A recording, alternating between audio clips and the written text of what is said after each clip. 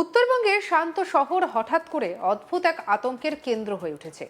কোচবিহারের মাথাভাঙা শহরের 1 নম্বর ওয়ার্ডে গত কয়েকদিন ধরে এমন এক ঘটনার পুনরাবৃত্তি হচ্ছে যা স্থানীয়দের মধ্যে ভয়, কৌতূহল, বিভ্রান্তি তিনটেকেই একসঙ্গে বাড়িয়ে তুলেছে।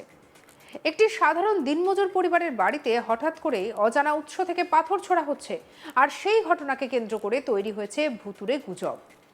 প্রশাসনিক তৎপরতা এবং রাজনৈতিক সামাজিক আলোচনার এক জটিল পরিস্থিতি।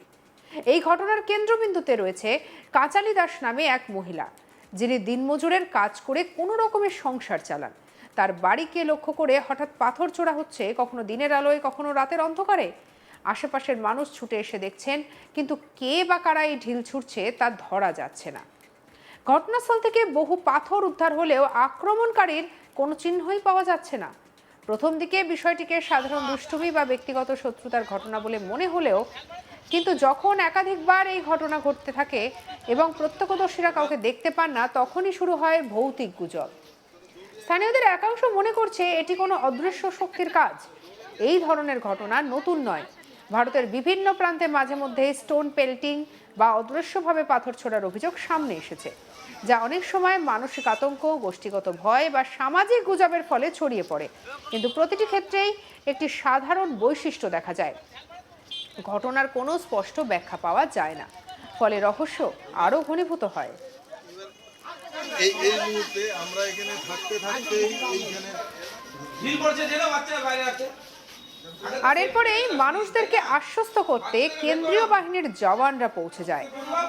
তবে যার বাড়ির এই ঘটনা, অর্থাৎ কাচালি দাস, কি বলছেন সেই গৃহকর্ত্রী, শুনবো। পালা করছি, ওগুলোও নিল, নিয়ে আমাকে বললো কি তোমরা খাওয়া দাওয়া করো। আমরা খাইতে বলছো, খাবার পরে আবার ঢাল শুনলো, আবার প্রশাসন আসলো।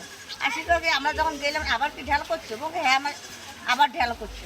পরে প্রশাসন আমাকে বললো তুমি যা ঘুমাও, আমরা পাড়া দেখেছি। তখন প্রশাসন ওই চৌকুটির মধ্যে আসলো, আর প্রশাসন এঁকে রাখে। তখন আমরা আইটের বেলা তখন 11টায় দরজা বন্ধ করে ঘুমাচ্ছি। ঘুমার পরে আবার 2বার ঢাল মারছি। আমরা আর বাইরে হয়ে যাই, কারণ সারাদিন আমার পরিশ্রম করার শরীর দিন। বাড়ির সদস্য খোকন দাস কি বলছেন, শুনবো। হয়তো কোনো বাচ্চা কাচ্চা ঢেলতেছে, এইরকম ঢেলগুলো কালকে সন্ধ্যার থেকে শুরু হয়েছে, 4টার থেকে রাতে 11:30 অবধি ঢেলাঢেলি হয়েছে। বাহিনী আসছিলো, মাথামাত থানার পুলিশও আসছিলো এখানে। তা আমরা অনেক চিন্তা ধারণা করে অনেক খুঁজেখুঁজি করছি, 400-500 জন। কেউ খুঁজে পাইনি যে কোন দিক থেকে ঢেলটা আসতেছে। ঢেলটা আসে এদিক থেকে, আবার কেউ বলে এদিক থেকে আসে। কারণ সন্দেহজনক কাকে ধরা যায়, আমাদের হাতে তো এরকম ব্যবস্থা নেই। এখন ভাবতেছি নির্দিষ্ট পাচ্ছি না যে এরকম। এখন তো কাকে টার্গেট করে যে বলবো যে ওই লোকটাই ঢেলছে, এরকম তো বলা যাচ্ছে না। এখন ভাবতেছি দেখা যাক এরকম কি আছে। এখন আজকে আবার কি হয় দেখা যাক, আজকে এইটুকুই আমি বলছি। বাড়ির সদস্য রতন দাসের কি বক্তব্য, শুনবো তার কথাও। একেবারে আমার বাড়ির একেবারে মানে 2-3 দিন থেকে এই বাড়িতে নাকি পাথর পড়তেছে। আমিও আসলাম, আমার চোখেও এবং ধরা পড়লো, মানে উপর থেকে আসেও টিনের মধ্যে পাথর অনেকগুলো পড়লো। এখনই বললো? এখনই। আপনার নাম? আমার নাম রতন দাস। আপনার বাড়ি কোন জায়গায়? আমার 1 নম্বর। সন্দেহ হচ্ছে কাউকে? বাড়ির লোক উনি আবার ছাদের উপর, উনিও আবার দেখলো এতগুলো পাথর শূন্যর উপরে এসে পড়লো। আচ্ছা, কাউকে সন্দেহ হচ্ছে কি? কাউকে তো অলরেডি সন্দেহ হতেছে না, কিন্তু আমার যতটুকু সম্ভব যে কোনো একটা প্রাকৃতিক একটা কোনো অদৃশ্য হয়তো। স্থানীয় বাসিন্দা শৈবাবালা দাস কি বলছেন, শুনবো। আজকে কালকে থেকে রাত্রি দিনের থেকে রাত্রিবেলা থাকে, দিনের থাকে শুরু হয়েছে। পুলিশ প্রশাসন যাবে, পুলিশ চলে আসছিল, কিন্তু জিনিসটা ধরতে পারতেছে না। তারপর পুলিশ প্রশাসন আমরা বলা হয়েছে দরকার নেই, আমরা কুকুর নামান, সাংবাদিক নামান, নামাকালীন সাংবাদিক নামান, পুলিশ নামান, সিকিউরিটি গার্ড লাগান। জিনিসটা কোথাতেই ফেলতে এসেছে। দিনের থেকে সকাল মধ্যে সারাদিন শুরু হয়েছে, সারা রাত্রি সব জায়গায় ঢুকেছিল, লোকটা ধরতে পারতেছে না। স্থানীয় বাসিন্দা মেঘনাথ মুখার্জির বক্তব্য শুনবো। গত 2 দিন আগের থেকে এই বাড়িতে হঠাৎ করে পাথরের ঢেল, বুঝতেছি না কি কারণে এই পাথরের ঢেল কোথা থেকে আসতেছে এত লোকের সামনে। 2 দিন আগে সন্ধ্যার সময় হয়েছে, আমরা ভাবছি বাচ্চা কাচ্চা কেউ না কেউ ইয়ার্কি ঠাট্টা করে মারছে। এখন তো দেখছি দিন দুপুরে, দিনের বেলায় লোকের সামনে ঢেলটা আসতেছে। কেউ অনুভব করতে পারতেছে না কোথা থেকে এই ঢেলটা আসতেছে, যার জন্য এলাকাবাসী সবাই আতঙ্কে আছে। এই ঢেলগুলো কোথা থেকে আসতেছে। তারপরে এখন দেখি এটা কি, সবাই আমরা রাত্রি প্ল্যান করছি যে জাগবো। এ নিয়ে আমাদের কালেক্ট মনসুর হাবিবুল্লাহ রিপোর্ট দেখাবো।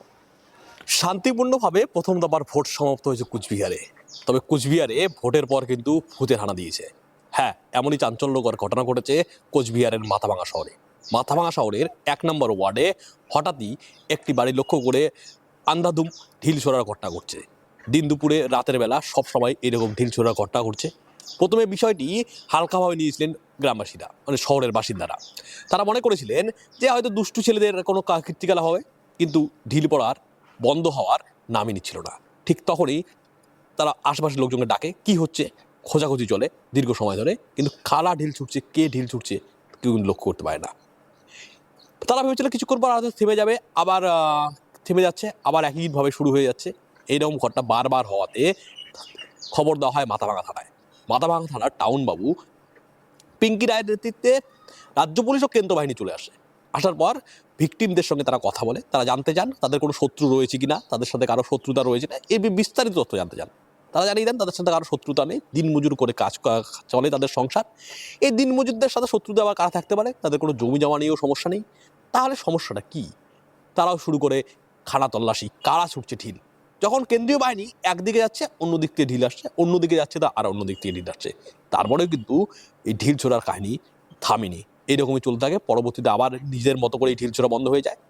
স্থানীয়রা গিয়ে ওই বাড়ি থেকে ওই পাথরগুলি উদ্ধার করে নেয়। ওই বাড়ি থেকে কিছুটা দূরে একটি পাকা বাড়ি নির্মাণের কাজের জন্য পাথর সামগ্রী জড়ো করা হয়েছে। সেই পাথর সামগ্রী এবং ঢিল ছোড়া যে পাথর তা প্রায় একই রকম মনে হচ্ছে। এবার এই ঢিল ছুটছে কারা, এই ঢিল ছুটছে কারা তা কিন্তু জানার জন্য উদ্গ্রীব হয়ে আছে মাথাভাঙা শহরের 1 নম্বর ওয়ার্ডের বাসিন্দারা। অনেকেই আতঙ্ক করছেন এটা ভৌতিক কোনো ঘটনা নয় তো। আর এই নিয়েই শোরগোল পড়েছে শহরে, কেননা পুলিশ এসেছে, পাকড়াও হয়নি ঢিল ছোড়া কারা ছুটছে। সাধারণ মানুষরা খোঁজাখুঁজি করেছে, তাও পাকড়া হয়নি। এবার বলছে পুলিশ যখন ব্যর্থ, কেন্দ্রীয় বাহিনী যখন ব্যর্থ, তাহলে এবার নাকি সাংবাদিকদের নামাতে হবে।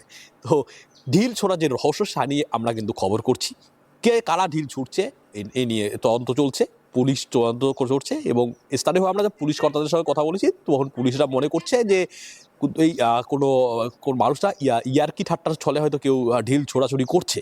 এবং যেহেতু ওই ব্যক্তিদের সব দিনমজুর হয়, তাদের সব শত্রুতারও কারণেই হয়তো এইরকম মানে অনেক জায়গায় হয় ঘটনা এরকম। পাশেই যেহেতু পাকা বাড়ির কাজ চলছে, সেহেতু ওখান থেকেই ঢিলগুলো ছোড়া হচ্ছে বলে প্রাথমিকভাবে মনে করা হচ্ছে। কারা করছে এবং কি করছে এটা ভয়ের কিছু নেই, এবং তারা ঘটনা তদন্ত করছে। মানুষদের মধ্যে যে ভূতের রটনা রয়েছে সেটাও সঠিক নয়, তদন্ত করে দেখা হচ্ছে। এবং দ্রুত এই যে তদন্ত করে দেখা হচ্ছে যে এই যে কারা ঢিলছে তা পাকড়াও করা হবে, এবার শান্তি নামবে মাথাভাঙা শহরের 1 নম্বর ওয়ার্ডে। এই ভূতের হাওয়া কিন্তু বেশ চর্চায় চলছে মাথাভাঙায়। সঙ্গে রাখুন আজ তাক বাংলাকে। আপনার মতামত জানান কমেন্ট সেকশন। অন্যান্য খবরের জন্য সাবস্ক্রাইব করুন।